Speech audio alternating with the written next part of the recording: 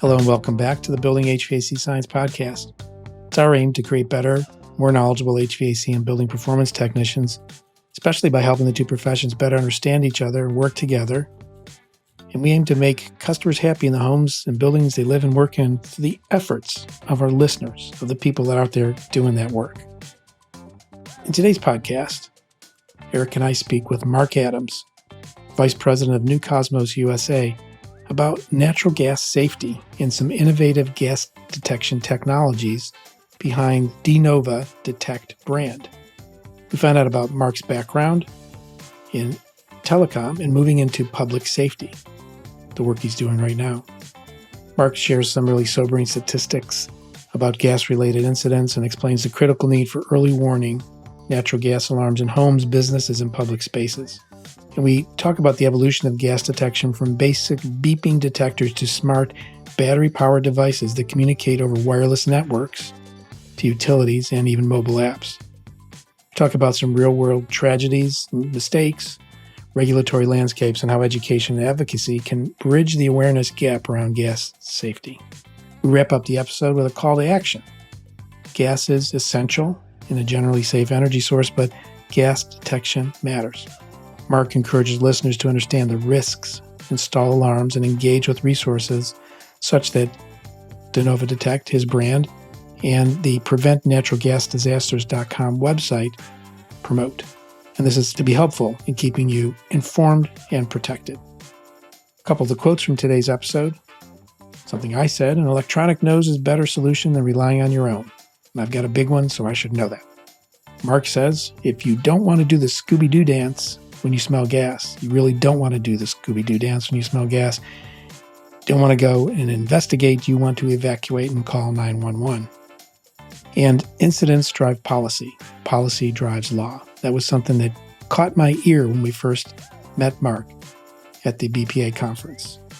Okay, let's get into the discussion where Marc Adams shares with us Beyond Smoke and CO, the case for natural gas alarms. Hello, everyone. Welcome back to the Building HVAC Science Podcast. Eric Kaiser here, the great and wonderful Overkill Bill Spohn right over there. Special guest today on this one, we've got Mr. Marc Adams from a company called DeNova Detect. Marc, welcome to the show.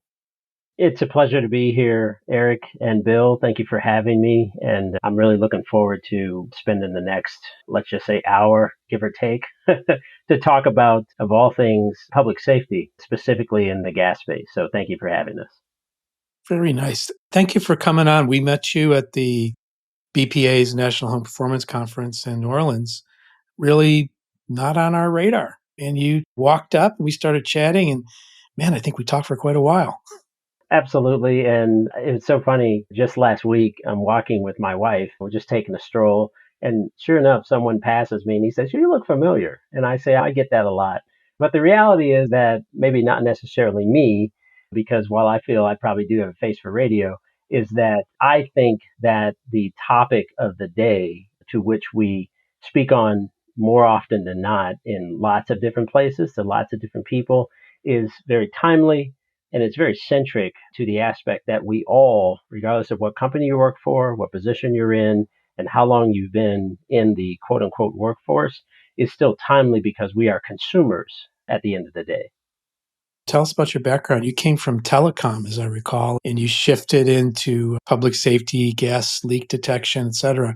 How did that all transpire? I had spent the last 2 or more decades, Bill, working in the telecommunications industry. So I am probably going to date myself a bit, but when long distance was 25 cents a minute, I was right there. Right? So you're talking about, never will you hear nowadays people talking about toll or intra-ladder calls, but all of that was front and center back in the 80s, 90s, and before it is that the telecommunication companies upended and started a downturn in terms of competition and really spawned a number of smaller Bell operating carriers into the mix, being able to resell unbundled network loops, long distance services, and then eventually came the idea of cellular services, wireless services. beyond the traditional StarTAC phones and some of those older ones that you probably remember from Motorola. I was offering T1 phone line services, PBX systems, and all those things that really serve as a bedrock foundation for telecom. Over time, that became a consideration for wireless networks, wireless devices, and the traditional path is phone service, voice, and then moving into data. And I think it was really data that took off in a special way in terms of being able to offer both phones that had color screens, if anybody remembers those, as well as being able to send basic things like text messages or picture mail, and then eventually getting into increasing the bandwidth and starting to stream information at a consumer level, and then to move that into the business realm. And it was really in the business realm as to where the term telemetry started to find its way to the forefront in businesses. And that was basically being able to take devices that were remotely distributed in geographic areas and they could be self-monitored, right? And it was that idea of being able to take over the responsibility of having someone to roll a truck and go out to a far distance location to be able to read or monitor or manage some sort of an asset within a given network, and to be able to allow the internet and these edge devices to do that, even on a small scale with very low amounts of data, was extremely revolutionary. And so eventually telemetry became machine to machine, one machine talking to other machines. And then eventually we moved into the Internet of Things as to where you start to get into these deeper layers and generations of technology. So I'm pretty confident to say that from the second generation of wireless technology all the way to what is now the fifth, I have been vested and involved in that process. So that's really my career in a nutshell, having worked with a number of different landline providers. I'm not going to mention names because most of those folks were either acquired or they've moved on. But in the wireless space, there are two or three major carriers that I have spent time working with and in, and it's been just a phenomenal experience. It's always a changing environment, and I'm extremely glad to have had that experience. But I will tell you that as a native wireline traditional telecom guy, foundational bedrock technology continues to drive what is even now the most advanced networks on wireless, because you got to be able to backhaul all that traffic. So it's the best of both worlds that I've spent in all of that time. And then in 2022, I decided to retire, even though I'm not that aged, but to take on a new challenge. And it really was in this area of public safety that I thought a change could be made. And it was really based upon the mission of the company that I'm with now, which is New Cosmos USA. So you mentioned DeNova Detect at the start of the broadcast, but DeNova Detect is the brand associated with the device. And we'll obviously talk about that as we get further along, but New Cosmos USA is the organization based here in Illinois. It's a suburb of Illinois. We are a wholly owned subsidiary of a company called New Cosmos Electric, and New Cosmos Electric is based in Osaka, Japan. So this is a Japanese organization. It's a publicly traded company. They've been around since 1960. So they are not new to the space, and they are not new to the technology or to the products that they manufacture. And while I only have had probably a small percentage of my career dealing in what I would consider to be, gentlemen, the public sector, of which I would associate utility to be fastly aligned to. I have to tell you that this is 100% focused on public safety, and public safety specifically in the utility space, more specifically in the gas utility space. And our goal at the organization is really one thing and one thing only, and that's to eliminate gas incidents, specifically gas explosions that come from gas leaks on a global level. There's a confluence of, I think, technology and need or awareness that you're bringing together. You brought it together for Eric and I when we first met you, but can you tell us a little bit about any kind of statistics you might have to heighten people's awareness of the gas incidents? Some general form. I would tell you that to date, there are roughly about 4,200 gas fires that are started every year as a result of a gas leak. And I'm using statistics that are based here in the United States. There are 40 people that die every year from a gas-fired explosion, and there are about 140 people that are injured every year as a result of that. Now, on average, there's probably a gas incident every 3 days within the United States. And of course, there are national agencies that govern and monitor and manage that data and those statistics. They look at incidents with some definition. An incident can be as to where there's an evacuation. These are all associated with, let's say, a gas leak. There can be an evacuation that could move to an evacuation and potentially an injury, and then leading up to a fatality. So while there are variants of these incidents that do happen, the key thing to remember is that they are going on, and there's really not one state that is inoculated from that. That is a U.S. consideration, and the fire departments in the United States respond to about 340 gas leaks every 2 days. So there are 75 million homes in the United States. There are 189 million Americans that are using natural gas every day to heat their homes, cook their food, warm their water. There are about 6 million businesses. All these statistics are validated through the American Gas Association. 6 million businesses, 900,000 restaurants, and they're all using the same natural gas, methane, CH4, if you remember your periodic table from high school. It's really a consistency and an effort of a lot of these public service organizations, these utilities, the regulators of those utilities, the first responders from a community perspective, that are all marching to the same beat with the same goal in mind, and that is to ensure public safety of a resource, a natural resource, which is natural gas, that is the most abundant and the most economical and the most affordable and usable resource that we have currently in the United States. So across this technology, the need and the awareness, I see on your website you've broken down into 3 major categories of products for consumers, utilities, and contractors. Do you want to break that down into what these products do in general and some of the technology that New Cosmos and DeNova puts into them? Sure. So the products themselves, they have in some ways a different look, and those are based upon the housings. And there's some reasons associated with that based upon the segmentation between consumers, businesses, and utilities. But uniquely across the board, they have the same feature sets. So these are battery powered devices, Bill and Eric. Typically, these are the only 10-year products that are available that are wirelessly capable, that come with mobile phone applications, that are currently commercially deployed within the US. And so that is a first for us. If I may just digress for a second, New Cosmos Electric, which again is the parent company out of Japan, they were the first organization to ever develop a natural gas alarm. As a matter of fact, the first natural gas alarm was developed by New Cosmos in 1964. So we've been at this process for a very long time. The other is that the device being battery powered, it does not require the use of electricity.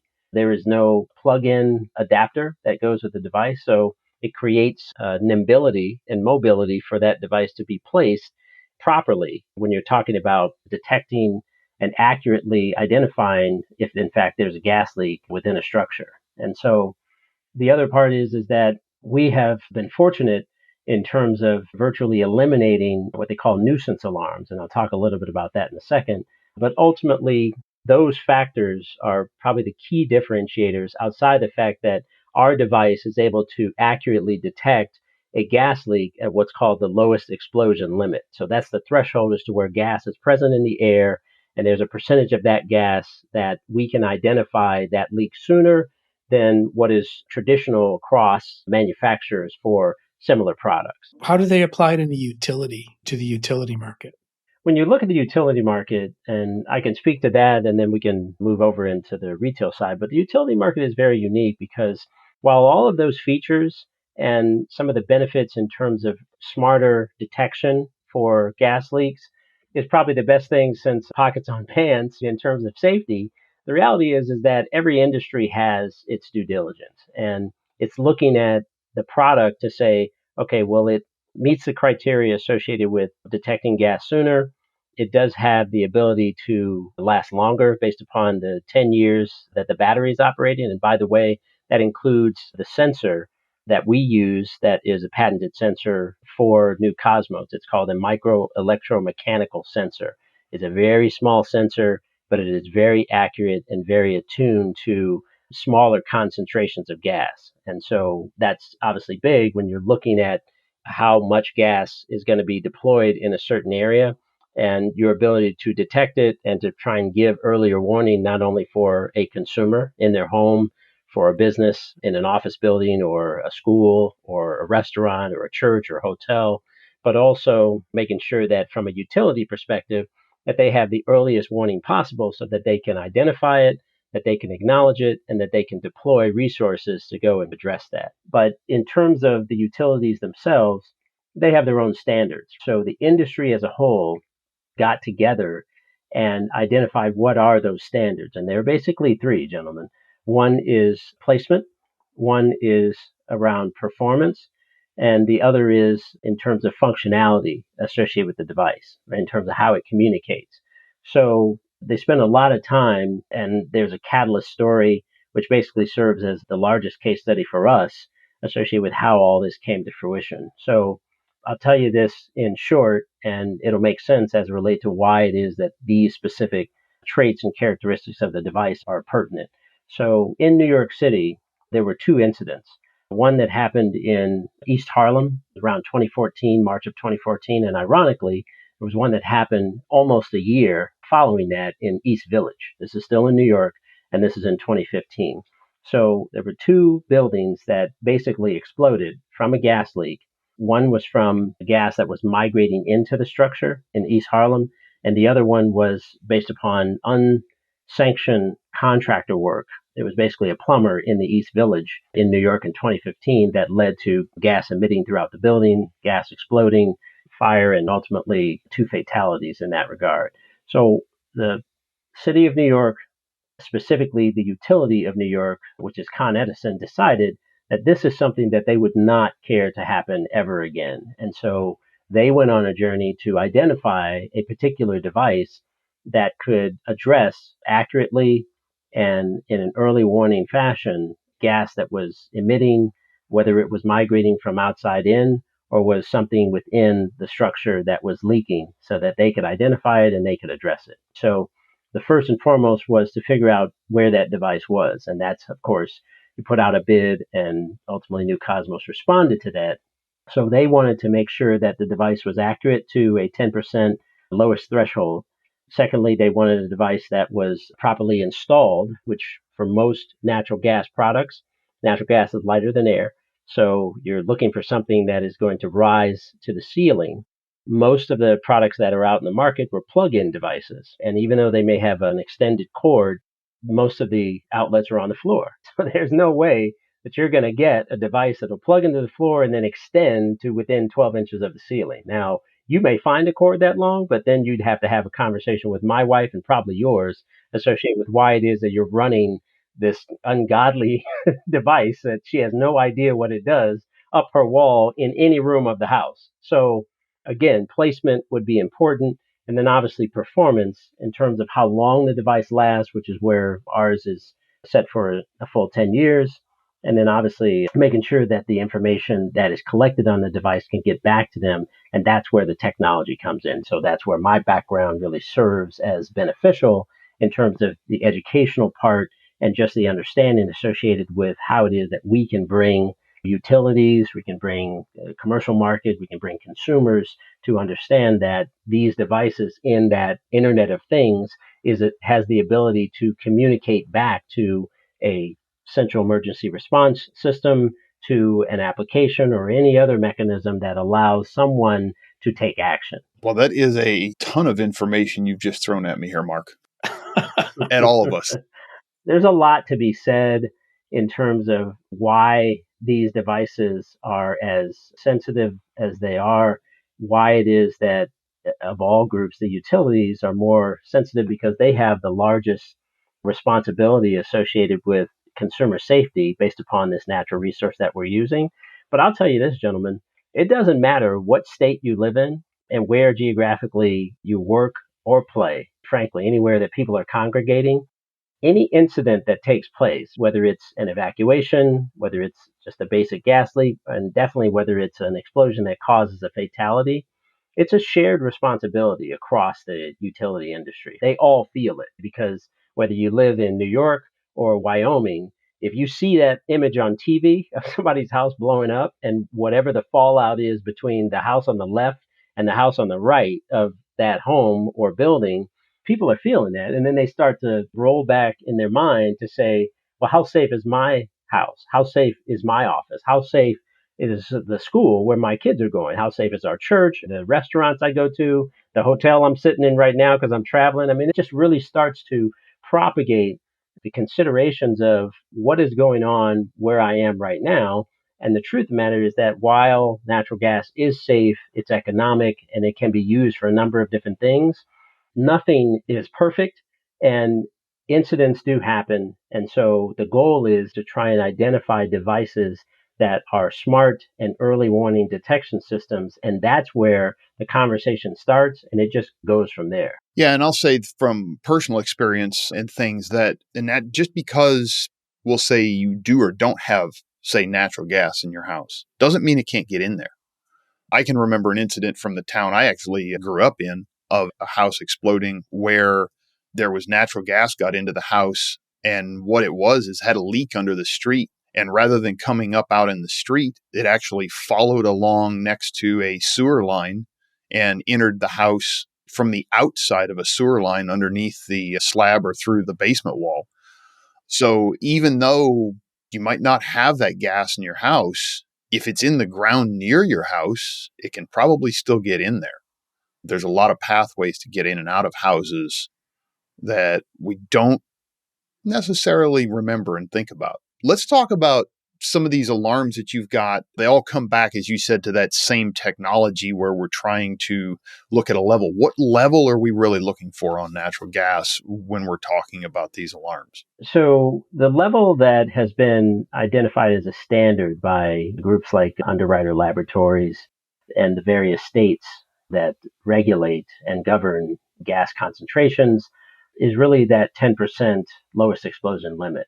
And so in some states, the average was about 20%.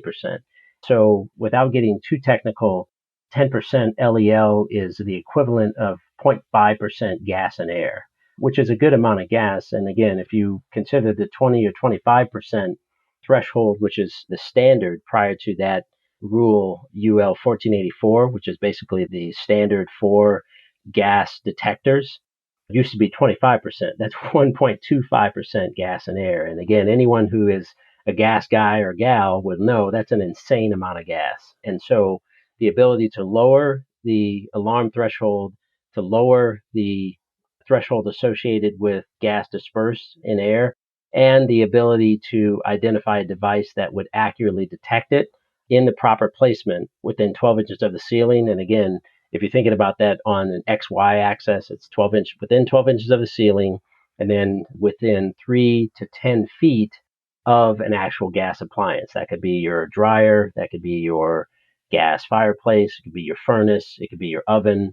So if you think about the home, there are at least, depending upon where geographically you live, there could be anywhere from 2 to 5 different gas appliances that you're operating. So the young guys on this call are probably pretty savvy associated with how many of those devices we have, what would be the proximity associated with having that type of an alarm.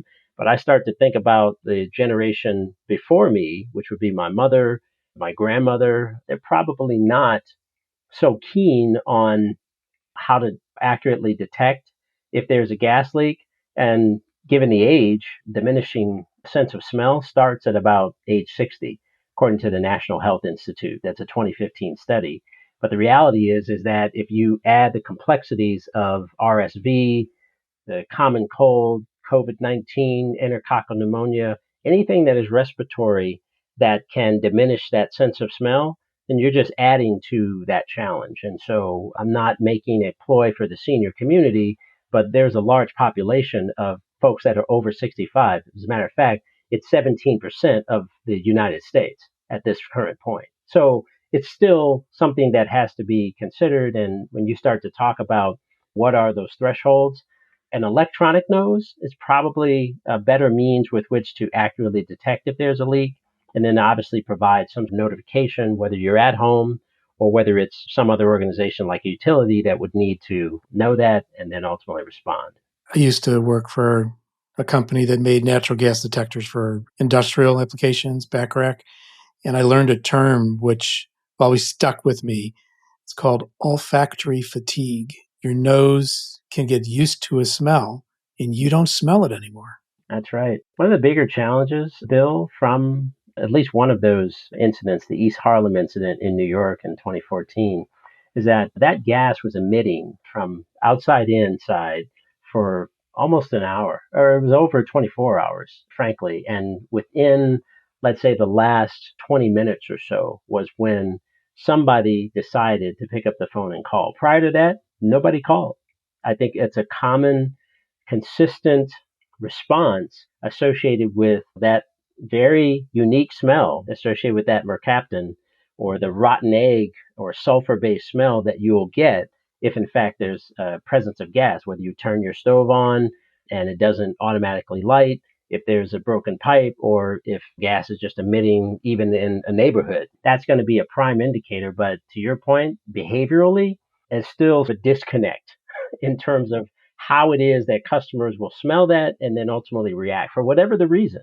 And so that is ultimately why it is that these types of devices for DeNova Detect and for New Cosmos are preeminent versus prominent in not only New York City, but in every other place where people work, live, and play. So what do these devices do when they get an alarm? Are they putting off an audible alarm, a visual alarm? Are they calling somebody immediately? Are they shutting off a valve? What happens? Yeah, basically, it's a good point, Eric. You pretty much just identified the evolution in terms of where we were, where we are, and where we're going. So today, there's two types. There's a standalone device, which basically is all the beeps that you'll get, the visual LEDs in terms of what the incident is or what the alarm has detected. And of course, that's an 85 decibel alarm, so it's pretty loud. But one of the differentiators for DeNova Detect is that there's an audible alarm. So it's a voice recording in English and Spanish today, which says that gas is detected, there's an explosion risk, evacuate and call 911. So people know that it's not just me if I smell gas, but now I'm actually getting something from the device that's telling me that I need to respond and react. And those are the campaigns that are peppered throughout any utility in any state at any time associated with how to be more savvy in terms of identifying and what to do in the effect of a gas leak. That's the standalone device. If you move north of that into, let's say, the utility realm, they have what's called a connected device. And that device has, in addition to all the other features that I mentioned, there's a radio. We consider these to be very small modular devices that sit on the PC boards of these units that can talk to a number of different networks. And there are two or three. Ones that are specific to, let's say, the utility, which may be associated with the meter that they purchase. So there's a number of meter manufacturers, and those meters have closed networks. So these are separate RF frequencies that they utilize. So we consider those to be more drop-in technologies. So we can configure our devices to talk to those meters. So when there's a gas leak, it talks to the meter. The meter goes back to what they call the head-in system, which is basically the front door to the utility, goes through their emergency response unit. They grade that leak, and then they make a decision on whether it's fire, their people, or both.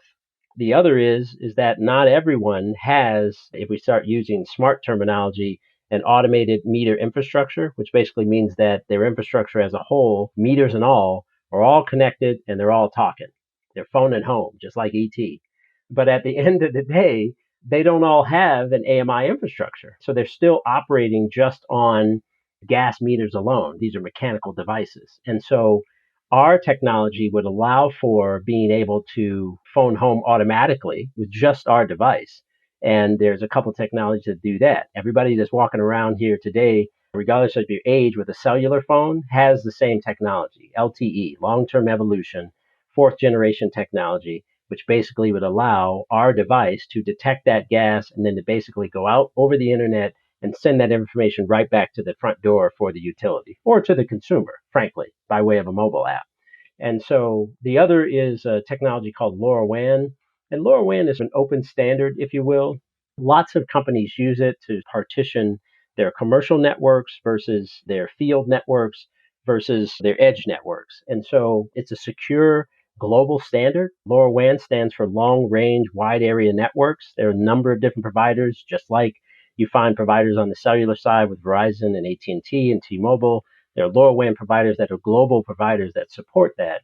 And that would be, again, another opportunity for a utility, as an example, to utilize that network and then to expand that to include other devices like ours or similar ones with which they don't require the device to actually talk directly to their meter infrastructure. So this is where a lot of the evangelist efforts for New Cosmos and for DeNova Detect exist.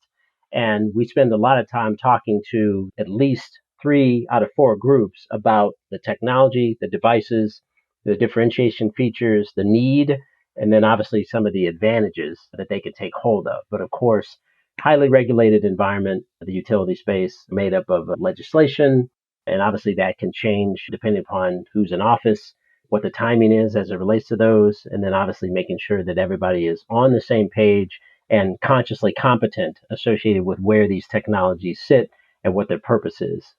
Yeah, when we were talking about that, I was contemplating. A friend of mine was talking to me a while back, and he said, I came home the other day and I walked in the back door and I just smelled gas in my house. And I thought, I couldn't figure out what happened until I walked into the kitchen and realized my dog had jumped up, grabbed the knobs on the front of the stove and spun 2 of the knobs around, but not to the ignite position, obviously. Wow.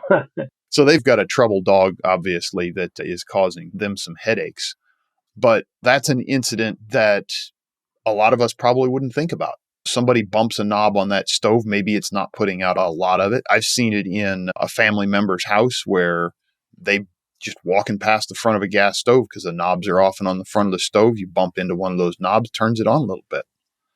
And they probably would not have noticed it because of the scenario that Bill mentioned there, your olfactory fatigue. Maybe they can't smell that as well. There's some health issues there. But thankfully, my wife and I were there and we've still got pretty sensitive noses and we could find it real fast and realize what was going on.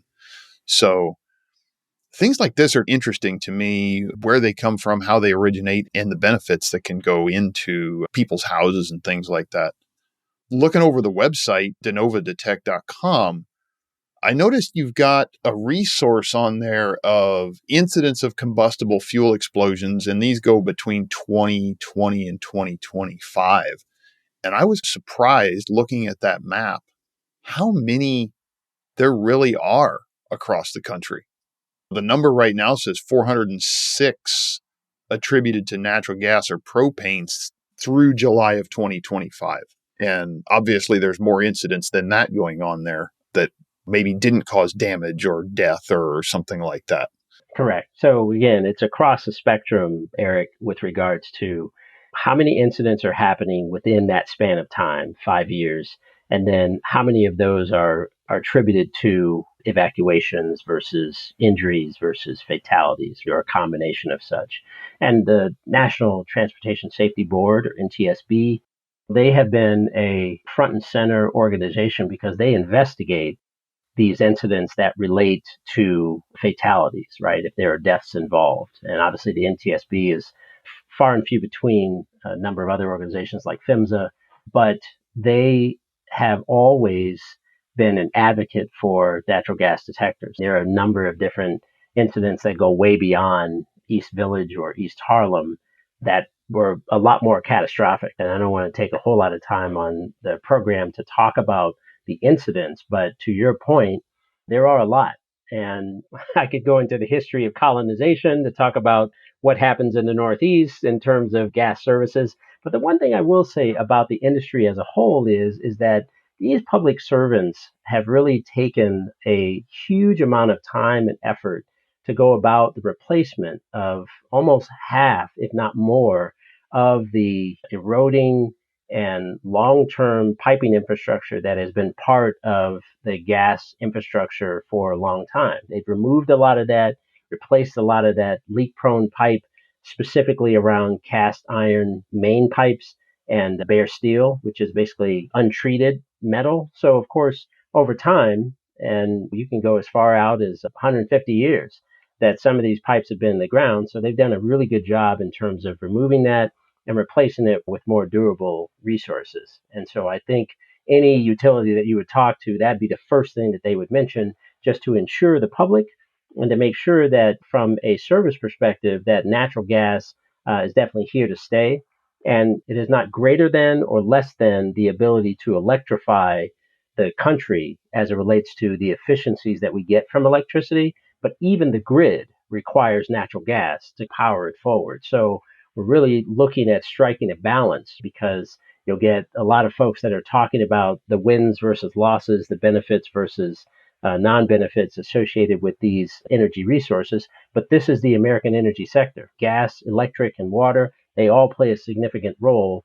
And so technology should be part of that discussion and part of that solution to just solve some of the most common problems, which is what we're experiencing today. One other thing that I just mentioned is every origin story is based upon one of three things, guys. It's usually a flash of genius. You think about windshield wipers and on cars and all these other whiz bang ideas that you've heard about over the years. It's filling a need that has local, national, global impact. I personally think of Post-its. I definitely could have come up with that one if I had more time back in the day. But at the end of the day, the other would be a tragedy. And so even for New Cosmos, we have had a share in that experience. And that goes back to Japan in around 1980. And so in 1980, there was a place called Shizuoka, Japan, which is about 80 minutes or miles south of Tokyo. And in Shizuoka, there's an underground shopping mall. So you guys, wherever you live, probably familiar with how vast and expansive these malls can be. Well, this underground mall had a restaurant, and that restaurant had an explosion. And if you can imagine the fallout associated with what it is, at least the consideration of a city block that just exploded, you had 15 fatalities, 223 people that got injured. And again, I go back to the saying of incidents will help to drive policy. Policy is what makes laws. And so the Japanese government, along with New Cosmos, got together to determine how it is that they could establish a device that would accurately detect the presence of gas, that could be properly installed and would last long enough, associated with making sure that incident never happened again. And the benefit or the upside of that story is that when that process started in 1980, on through until 2021 and 2021, since then, there have been 0 incidents that are related to a gas-fired explosion in Japan. And that is what we are looking to replicate in the United States, places in Canada, and any other place it is that we decide that we would really want to spend time in those continents to really try and protect lives and property. So we're really happy about that, and we're glad that we've been able to come up with a product that is considered a gold standard and that is currently leading in the race to drive that level of safety. When we first met you, we were talking with you, you talked about your engagement with different groups, policy, things like that. And correct me if I'm wrong, but you said incidents drive policy, policy drives law. Did I get that correct? That is correct. That is correct. And so when you think about it today, we've spent some time talking about all these different incidents, all these different features and functions and all the different people that it can impact. But the reality is that unlike smoke alarms and carbon monoxide alarms, natural gas detectors are not required in people's homes, in office buildings, or basically anywhere where gas is used or gas appliances exist. There's only 2 places today within the 50 states. One is Maine. So the state of Maine has established a mandate for adding natural gas detectors for single family homes, for multi-dwelling facilities, basically where people congregate. So that was in January of 2022. The local law 157, which I mentioned before, was just recently passed. And of course, there's been an extension in terms of making sure that there's enough product, there's available options for people to consider, and to comply with that. But there's 48 other states. So the reality is that every state in their jurisdiction from a regulatory perspective has to determine whether or not they would like to make that a requirement, either add it to the building codes. If it was added to the national fire code, then maybe obviously that would spur and spark some additional interest and obviously advocacy and adoption. But short of that, as I mentioned before, you've got groups like NTSB that are making strong recommendations. It's a national agency making strong recommendations that in most cases that they investigate where there was a gas explosion, an example I'll use is March of 2024, is R.H. Palmer Chocolate Factory in West Reading, Pennsylvania. That thing killed 8 people, leveled the city block, displaced a bunch of businesses. And the reality is that there was not a protocol amidst all the other things that the report provided.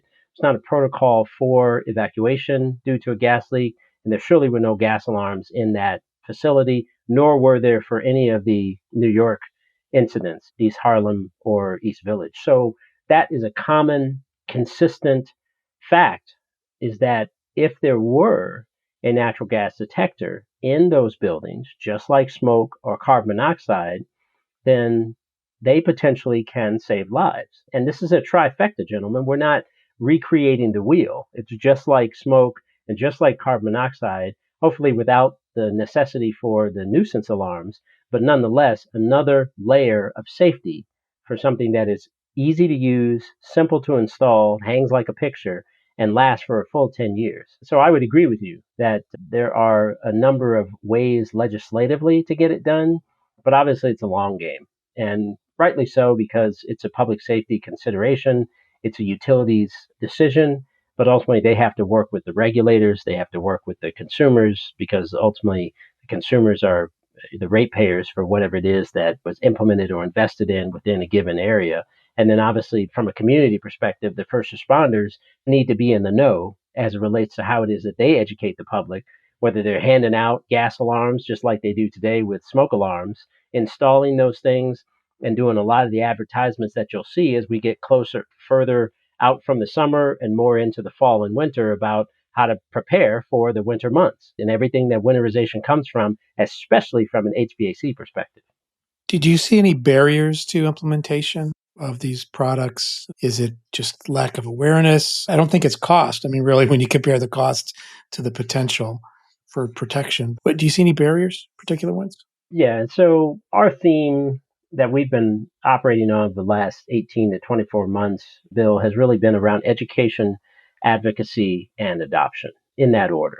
And so education, as you know, is probably the largest, even to Eric's point. So some incident with someone whose animal turned on the gas unbeknownst to them.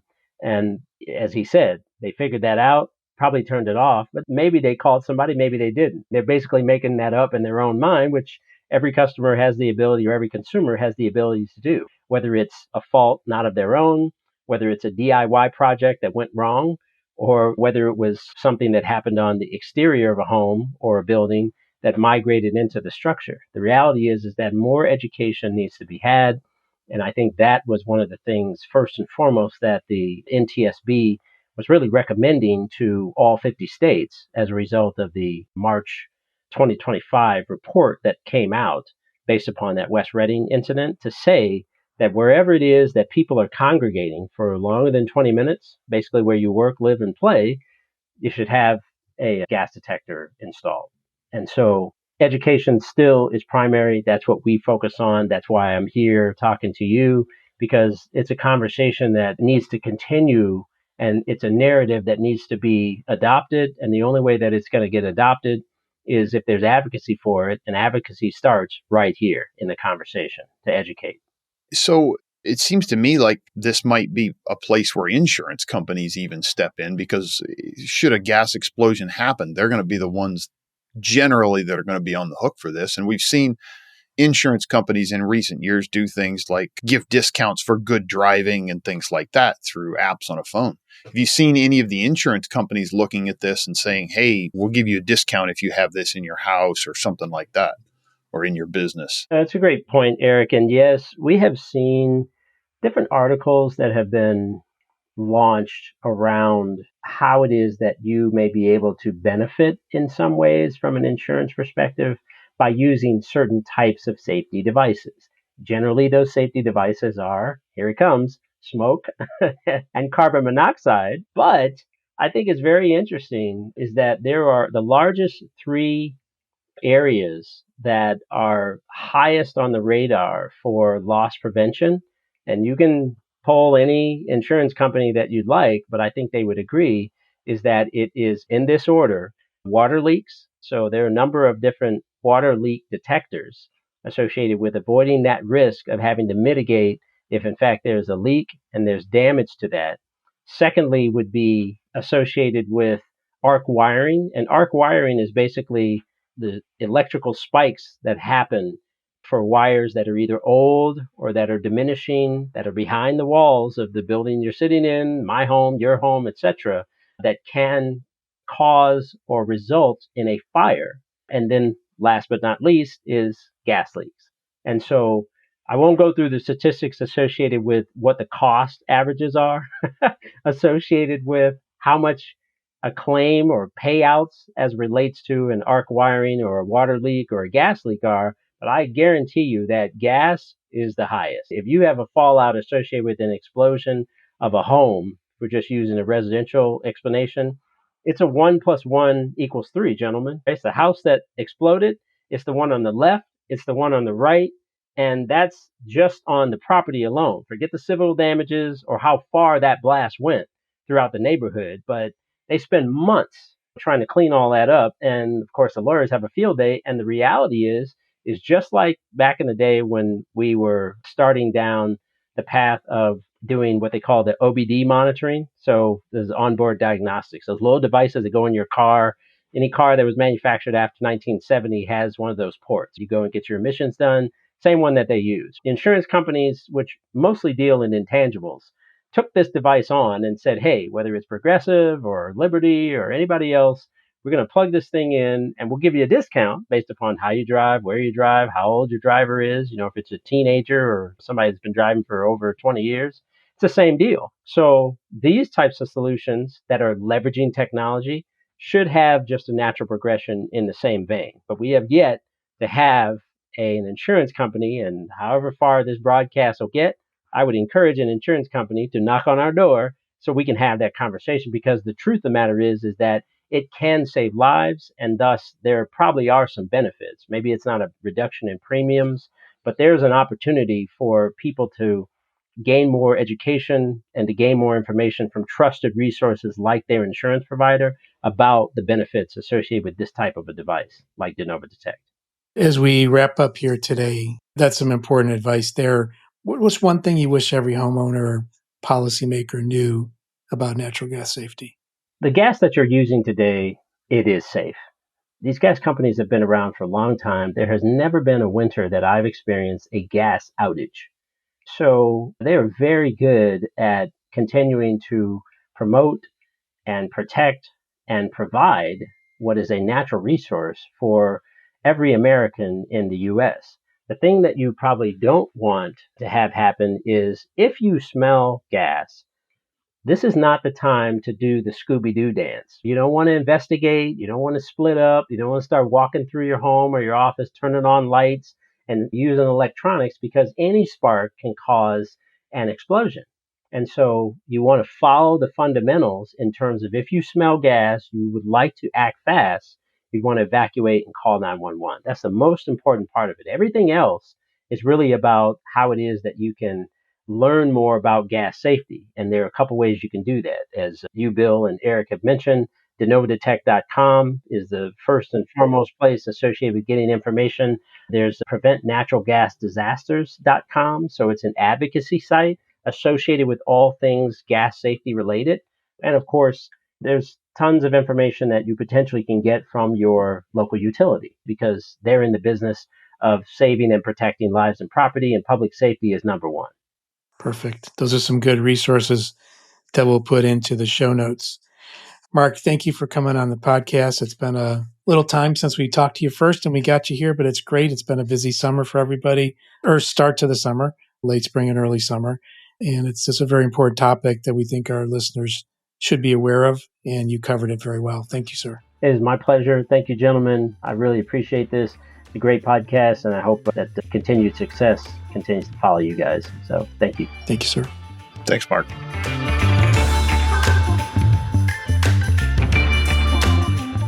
We appreciate you tuning in to this episode of the Building HVAC Science Podcast and really hope you subscribe. If you have any questions or want to suggest a topic, reach out to us at marketing@truetechtools.com, TrueTechTools.com. Some of the topics we discussed require technical training for proper interpretation or safe execution. So if you're a trained pro, you can proceed immediately. If you're not, please consult with and hire a pro to help you. The Building HVAC Science Podcast is a production of True Tech Tools Limited. In full disclosure, I'm the owner of True Tech. The opinions expressed are those of my guests, my co-host, and myself, depending upon who is speaking, of course. And if you're in the market for any tools or test instruments mentioned in our podcast, and as a side note, we do carry low-level CO alarms for both individuals to purchase and for contractors to buy in bulk to install for their consumers. So look for low-level CO alarms on our site if you're interested in that. Our site address, again, is truetechtools.com, TrueTechTools.com, and you can use the offer code HVACBS for a nice discount. I want to thank you for listening to and following us on Building HVAC Science, and we hope to have you come back again next time to listen to the new topics that we bring to your attention through this podcast. Thanks again, and until next time, take care.